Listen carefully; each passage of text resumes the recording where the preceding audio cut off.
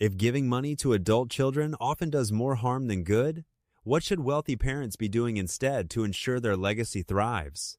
Chapter 6 of The Millionaire Next Door answers that question.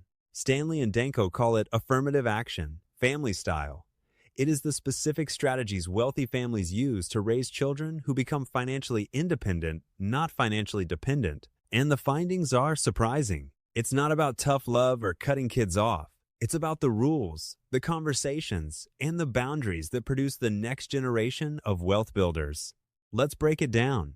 Stanley and Danko studied hundreds of wealthy families to understand why some raised financially independent children while others raised financially helpless ones. The difference came down to a set of clear principles. Principle 1. Never tell your children you're wealthy. This was the most consistent finding. Wealthy parents who raised financially independent children kept their wealth invisible. The children grew up in comfortable but not extravagant homes. They wore normal clothes. They went to public schools. They had no idea their parents were millionaires. Why does this matter? Because children who know they're going to inherit wealth behave differently. They take fewer risks. They work less hard. They develop a sense of entitlement. They think, why struggle when the money is coming anyway?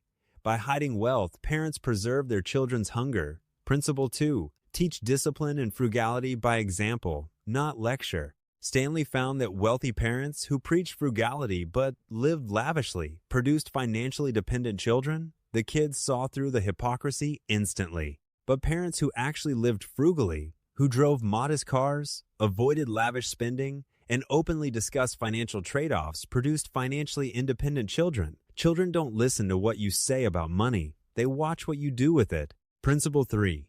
Never give cash gifts that fund a lifestyle.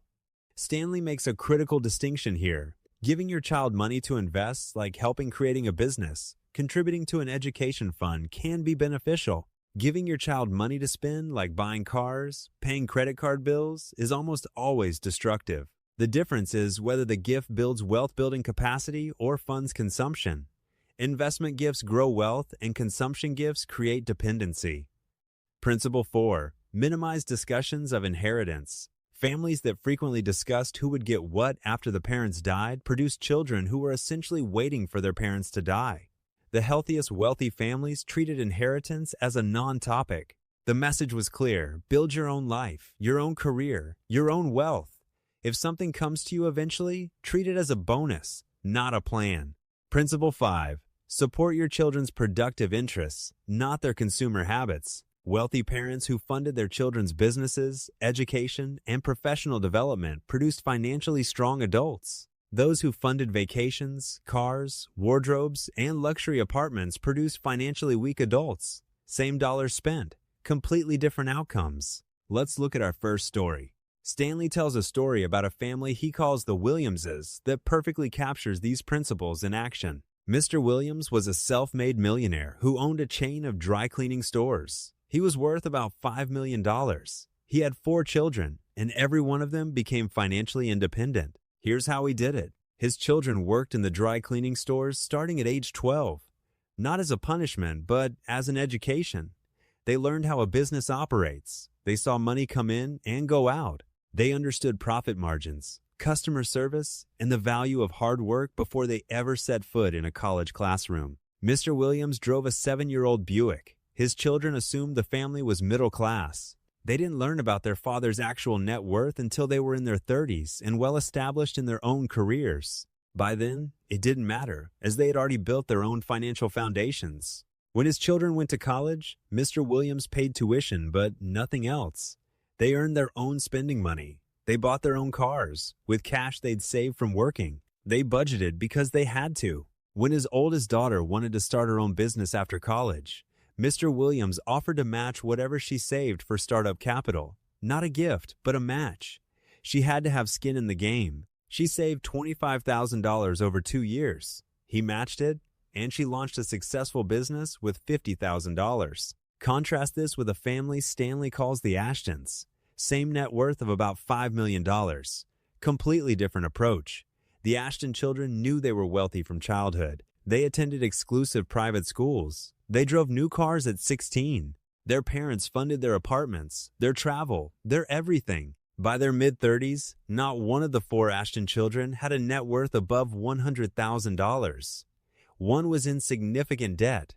All four still received regular financial support from their parents. They had never needed to build financial skills because money had never been a problem. Same wealth, same number of children, opposite parenting strategies, opposite outcomes.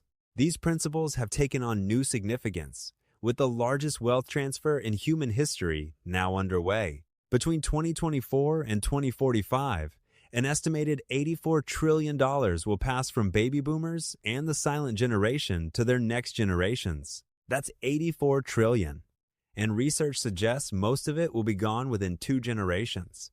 The Williams Group, a wealth consulting firm, published a study showing that 70% of wealthy families lose their wealth by the second generation, and 90% lose it by the third. The primary reason? Failure to prepare financially independent children. But some families are getting it right by following principles remarkably similar to Stanley's framework. In 2023, Warren Buffett gave an interview where he reiterated his famous philosophy. He plans to leave his children enough money so that they would feel they could do anything, but not so much that they could do nothing. Each of his 3 children runs a charitable foundation. None of them lived lavish lifestyles. All of them are financially independent. Buffett's approach mirrors Stanley's research almost perfectly. In Scandinavia, there's a cultural concept called janteloven, the law of Jante, which discourages displays of wealth and emphasizes equality. Wealthy Scandinavian families often raise their children with almost no visible signs of affluence. A 2023 study from the Stockholm School of Economics found that children from wealthy Swedish families who grew up without knowledge of their family's wealth were significantly more likely to become entrepreneurs and high earners than those who grew up aware of it.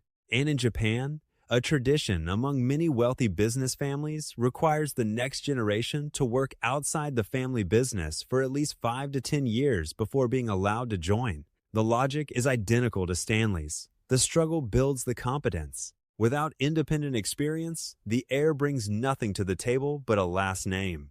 Across cultures, across generations, the data tells the same story. Shielding children from wealth and exposing them to struggle produces the strongest heirs. Surrounding them with wealth and shielding them from struggle produces the weakest. This chapter exposes one of the deepest tensions in human nature, the conflict between protecting your children and preparing your children. Every parent's instinct is to remove obstacles from their child's path. You see them struggling, and your gut screams, fix it. Make it easier. Give them what they need. But Stanley's data shows that the obstacles are the preparation. Remove them, and you've removed the training ground. There's a concept in biology called hormesis, the idea that small doses of stress actually make organisms stronger. Muscles grow through controlled damage. Immune systems strengthen through exposure to pathogens. Trees that grow in wind develop stronger root systems than trees grown in greenhouses. Stanley's millionaire families instinctively understood the financial version of hormesis. They exposed their children to controlled financial stress, not poverty, not deprivation, but the manageable discomfort of earning your own money, making your own budget work, and solving your own financial problems. This produced what psychologists call self-efficacy, the belief that you can handle whatever comes your way. Stanley found that financially independent adult children didn't just have more money than their subsidized peers. They had more confidence, more resilience, and more life satisfaction. They knew they could survive anything because they already had. The subsidized children had the opposite, what psychologists call learned helplessness. They had been trained through years of financial rescue to believe they couldn't handle money on their own. Every gift reinforced the message, you need help. You can't do this alone. You aren't capable. This chapter changed how I think about generosity itself. We live in a culture that equates giving with goodness. More generous equals more loving. But Stanley shows that indiscriminate generosity, like giving without structure, without boundaries, without purpose, can be a form of harm disguised as love. The wealthy parents in this chapter who raised the most successful children weren't generous with money. They were generous with time, with teaching, and with belief in their children's capability. That kind of generosity is harder than writing a check. It requires patience, discipline, and the emotional strength to watch your child struggle when you could easily rescue them. The line that stuck with me most from this chapter is simple. It's easier to give your children money than to teach them to make their own. That's true, and that's exactly why so many wealthy families fail at the one thing that matters most, which is producing the next generation of builders, not consumers. The greatest inheritance you can leave your children isn't money. It's the ability to create money on their own. There are 3 takeaways from this chapter. First, if you're wealthy, keep it invisible from your children for as long as possible. Live modestly. Drive normal cars. Let your children experience the same financial reality as their peers. When they eventually learn about your wealth, and they will, make sure they've already built their own financial identity first. Discovery after independence reinforces pride. Discovery before independence creates entitlement. Second, match, don't give. If your child needs capital for a business, education, or investment, offer to match what they save, not replace it. This ensures they have skin in the game and forces them to develop the saving discipline that will serve them for life.